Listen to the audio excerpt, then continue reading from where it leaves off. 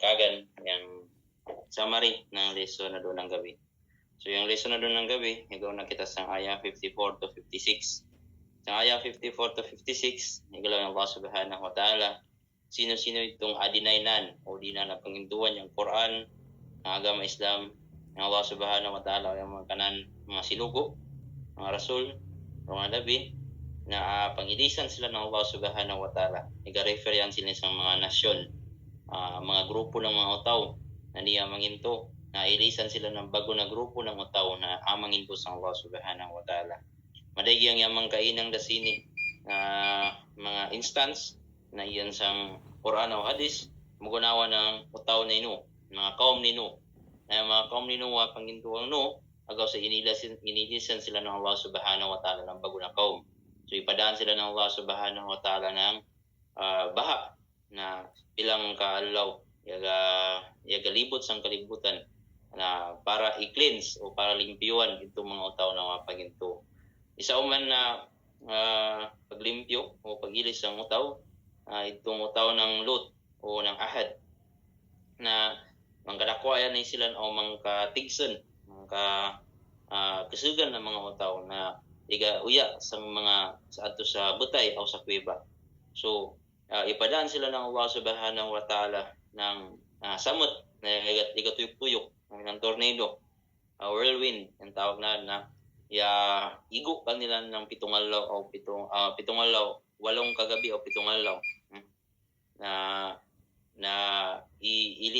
madag kanila niya mga kawapat, no? halos kanila, no? Niya mga kawapat sin. So minan ilisa ng Allah subhanahu wa ta'ala apabila di da manginto yung sang kakaumnan. So yan yung man yung ano yung mga kasurvive dito, pero pinaagi na dito sa rahma o sang luy ng Allah subhanahu wa ta'ala, no? So kinahanglan ko yung kanatin mga protectors o yung depensa kanatin na yung manginto, no? Yung Allah ko na dapat yung maprotekta kanatin wa line, no? Na yung Allah subhanahu wa ta'ala aprotektahan ng sino-sino yung manginto, atag ng zakat o gain ng nasambayang. So yan yung zakat o sambayang, permitihan sila mag-agad, no? Kamus sala wa yataw zakat na yung sambayang ko, no? Yung sala na yan yung gamitin sa relasyon ta sa Allah subhanahu wa ta'ala. O yung zakat na yan yung gamitin sa relasyon ta sa kautawan, no? So yan yung kanilang coexistence ng sambayang o ng zakat. Yung Islam, yan yung religion ng peace o yan yung kalinaw na yan yung pinaka-ideal na religion adi sa dunya, no? Wala na ideal na religion ya tabi yung Islam, no? So sino-sino yung down nan o pangintuan na niyang Allah, yung Rasul o yung manginto inangan na ng mga walinan o protector nan na inshallah magamalampuson niya na utaw, no? Yung Allah subhanahu wa ta'ala galong natin sa Quran na apabila di mo dawatan niya agama Islam na ilisan ka mo ng kadaygan na madawat umamanginto sa agama Islam, no? So kinahanglan ni advice ng stats na kinahanglan na humble kita sa manginto. Medyo yung batasan ta sa manginto sa mga believers.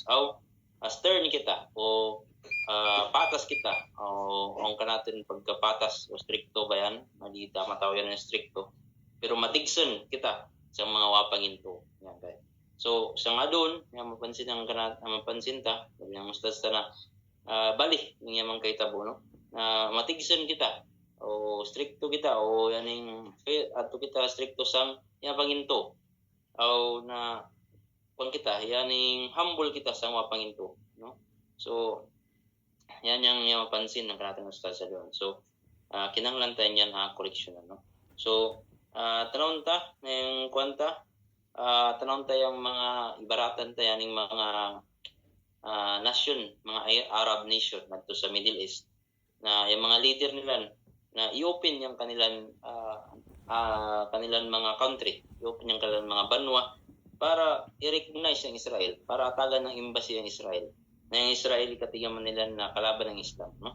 So adun ano yung may tabo, yung adto kanilang yung gira, adto sang kanilang banwa adun idayang gira, ida ng Allah subhanahu wa ta'ala. So yan yung resulta ng di pagpanginto sa Allah subhanahu wa ta'ala.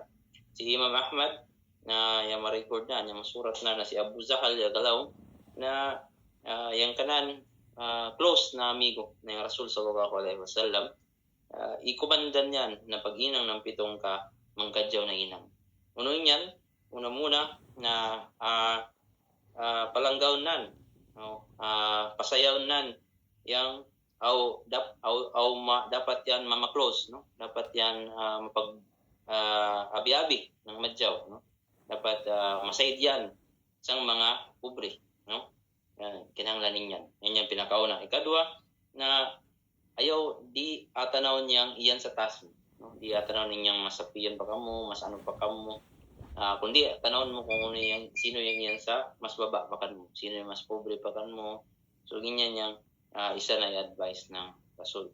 Ikatlo na yung pag-maintain, no, ng relasyon na yan sang sikon sang dibdib, no? O pasabutin yan na pag-maintain ng relasyon nitong mga magluhon, no?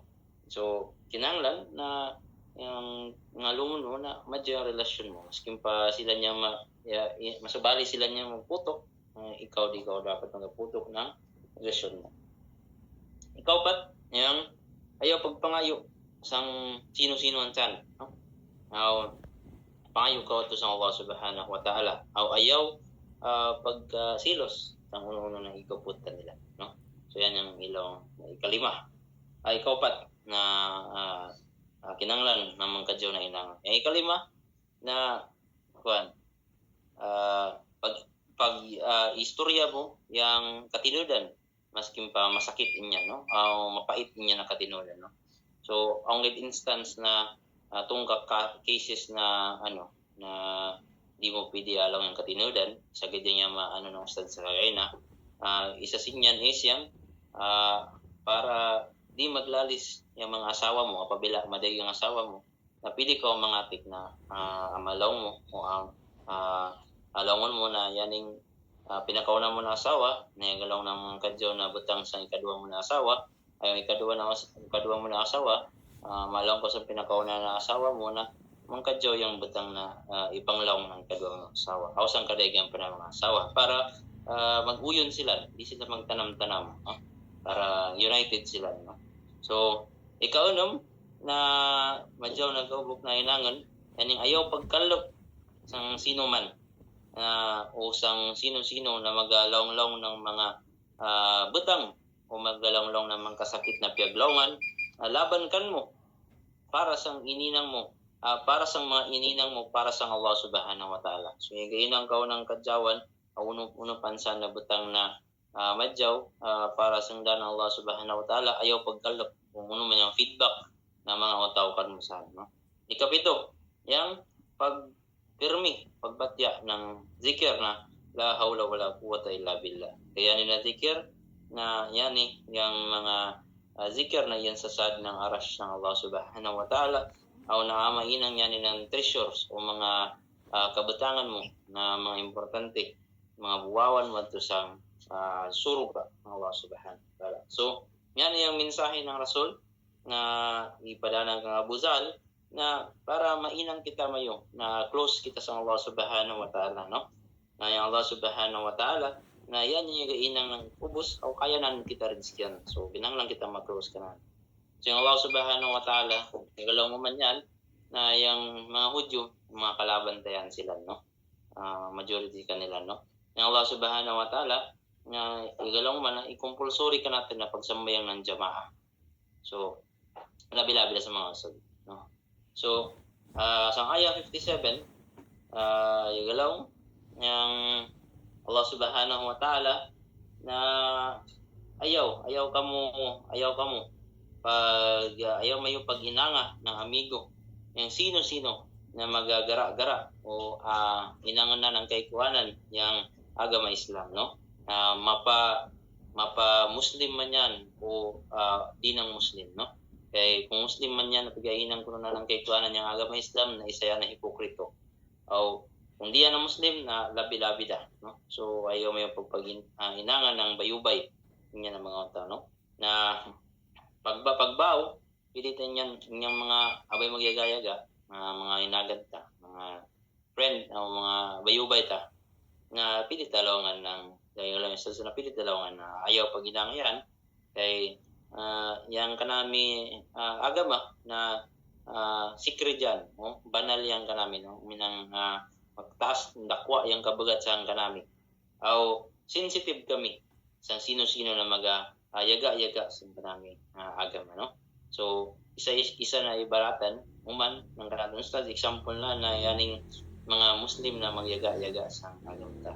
Isa sino na ibaratan na pabila butang ako adan magabang na aong makantsaw sinyang magabang bangko na yaglaw ng mensa man yan ng uman ng ido, no? So sino-sino niyang inang sinyan na minanapiga pakababa yang kabugat ng pagbang, no?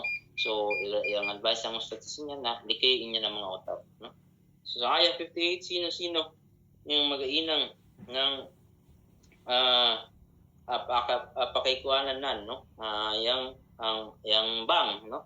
Diyan sa ayah 58, sino-sino yung inang sang bang na inangan na ng kaikuanan na sang bunabon na wayang katigam uno yung importansya o yung mana ng bang, no? So ayaw silang pag ginanga Japon ng mga bayubay mo. So yan yung mga kaitabo sa mga nasod, no?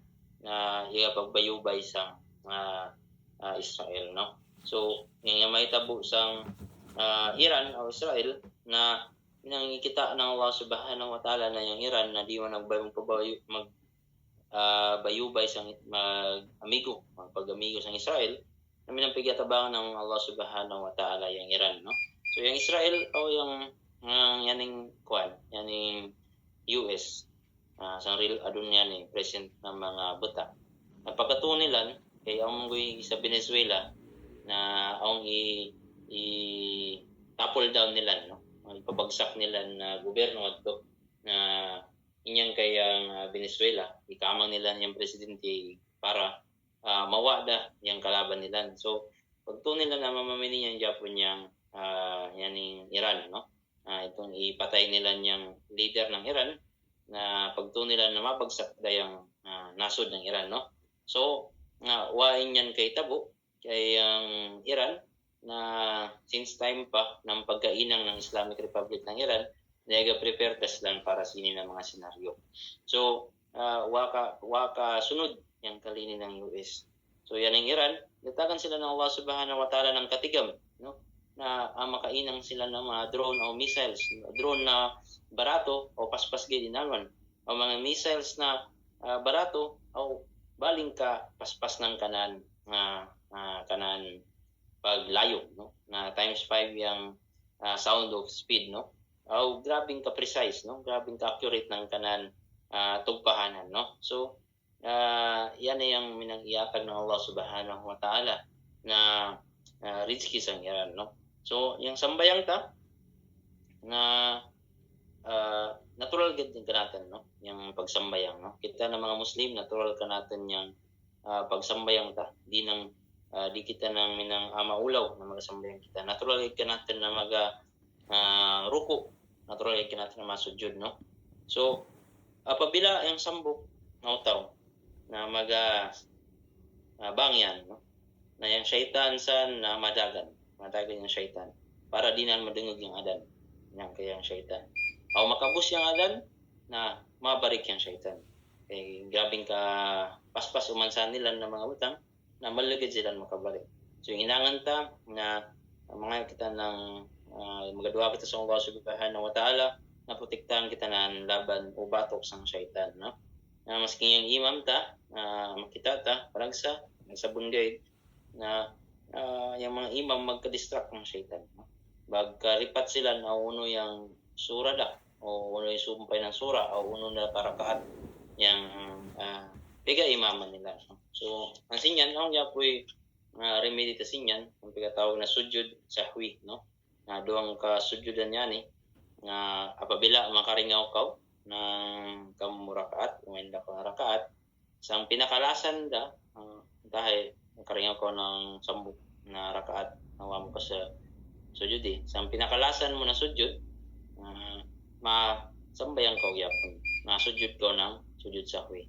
Doon ka sujudan yan bago ka magsala. So, yan yung sujud sahwi, yan sujud na para pagtapal o para pagbung sangkan mo mali na yung inang sangkan mo sampayan. So, inyang ganyan yung ma-discuss ng stad sa doon na gabi.